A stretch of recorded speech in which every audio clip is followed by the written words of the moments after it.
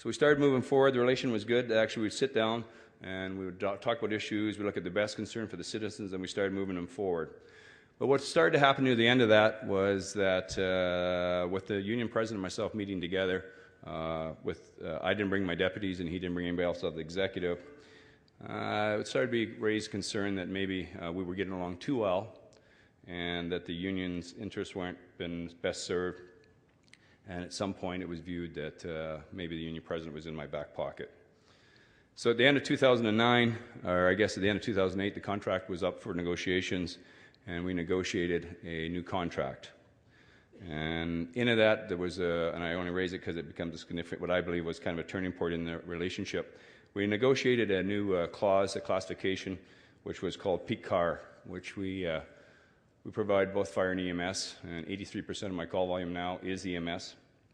So we negotiated peak car, which was allowed me to, instead of working the traditional 2 days, 2 nights and 4 off, they worked 4 straight days, and we tried to cover off our peak call volume on the EMS side.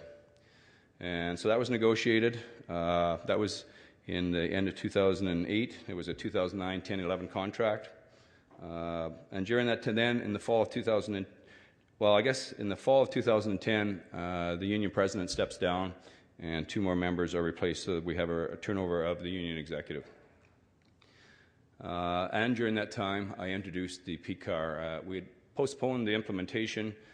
We had told in the province of Manitoba we actually have 4 firefighters funded by the province, the government of Manitoba, and they said that they were going to give us 4 more.